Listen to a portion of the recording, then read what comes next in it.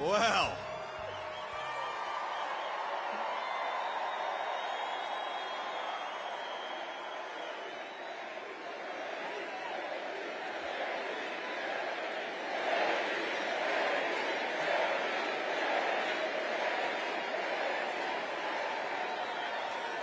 it is an honor to be here with all of you at Madison Square Garden.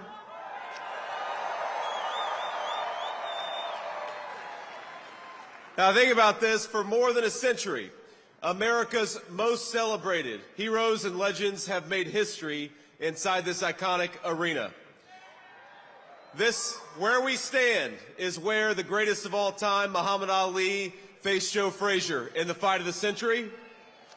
It's where the King, Elvis Presley, played for 80,000 screaming fans.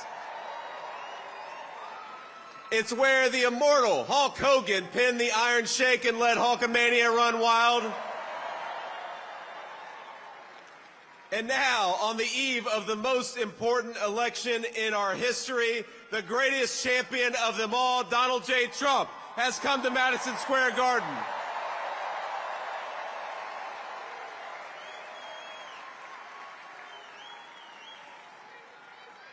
And I believe in just 8 short days, we are going to turn the United States of America red and make Donald J. Trump the President of the United States.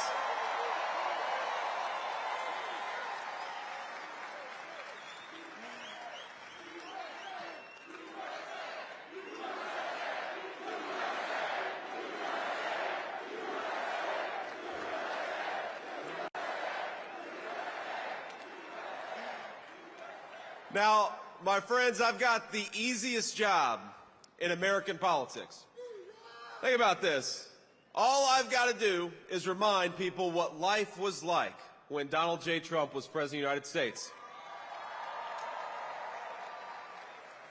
We had peace. We had prosperity.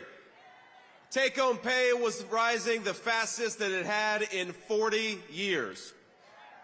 Inflation was at 1.5%, the lowest that it had been in a generation. Gas and groceries were affordable. And when Donald Trump was president, we had the most secure border in the history of this country.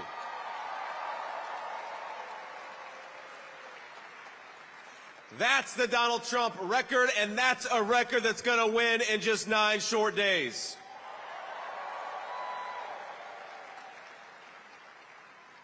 Now, I'm going to maybe surprise a little bit of the folks in this arena because I'm going to be a little bipartisan here. I'm going to talk about Governor Tim Walz, and I got to be honest with you, I feel bad for him. No. We ought to spare a prayer for Governor Tim Walz because he's got the hardest job in American politics. He's got to convince the American...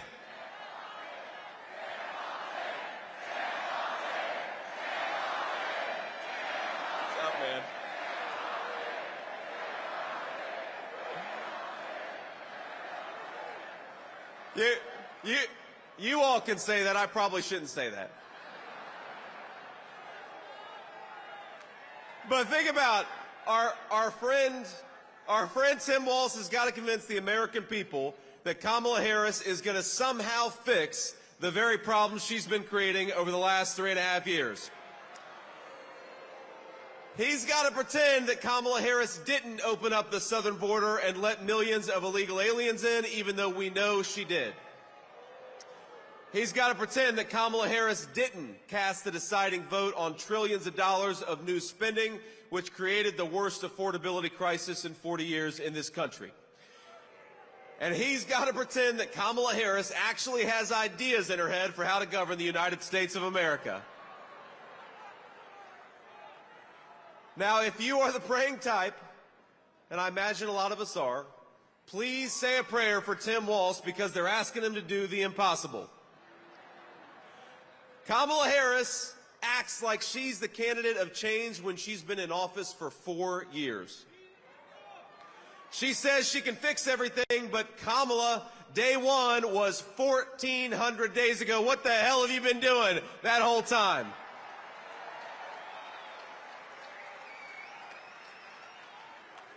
Now, my favorite Kamala Harris moment is that when somebody asks her for specifics on how she'll make life more affordable or groceries cheaper, she'll say, well, I grew up in a middle-class family. You say, Kamala Harris, how are you going to close down the southern border? Because for 4 years you've left it wide open. And she'll say, well, I made the hash browns when I worked at McDonald's, and I was pretty good at it. And anybody with a lick of common sense is saying, Kamala Harris, you didn't answer the question. You didn't actually tell the American people how you're going to fix what you broke. And I got to be honest with you, even on that McDonald's answer, I'm not sure that she ever worked at McDonald's. In fact, I think our president, Donald J. Trump, has probably worked at McDonald's for longer than Kamala Harris has.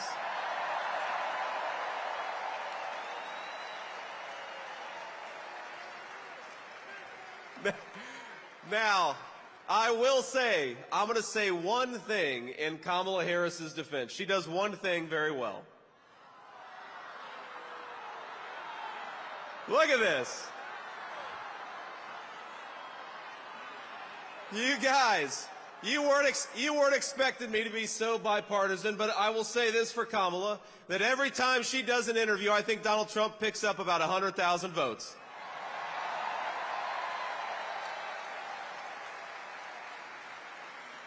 Now, we're, of course, in one of the proud baseball cities in the United States of America. So you know the problem with a softball interview is that you've got to be able to hit a softball still. And that's the problem with Kamala Harris, is I don't think that she could hit a T-ball based on what we've seen over the last couple of weeks. When she was asked what she would do differently compared to Joe Biden, she said, nothing comes to mind.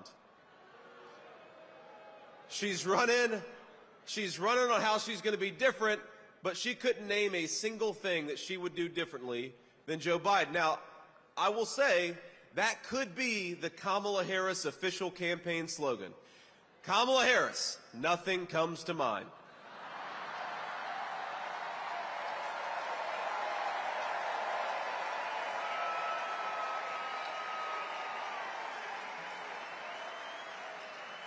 Now, the other day, CNN asked if she had made any mistakes as vice president. Now, here's what she actually said, and I am quoting word for word. She said, in my role as vice president, I mean, I've probably worked very hard at making sure that I am well-versed on issues, and I think that is very important. It's a mistake not to be well-versed on an issue and feel compelled to answer a question. Now, I have no idea what any of that means, and frankly, neither do any of you. None of us know what the hell she says. Now, she may not be able to name any of her mistakes, but the American people sure can. And 9 days from now, we're going to tell Kamala Harris, you're fired. Go back to San Francisco where you belong. Get the hell out of the White House.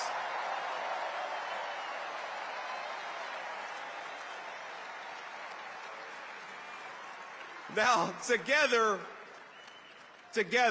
Donald J. Trump and all of us as part of this movement are going to unleash a golden age of American prosperity. We're going to make life affordable again in the United States of America. We're going to put the American dream of homeownership within reach for millions of American young people. We're going to secure our border, and we're going to keep our families safe. We're going to protect your right to free speech and religious liberty. And we're going to do it all thanks to the leadership of one man. Now, we have to remember, that one man, Donald J. Trump, 8 years ago, go back 8 years, he had everything. He had fame, he had fortune, he had family, he had friends. But he gave up the easy life to save the United States of America.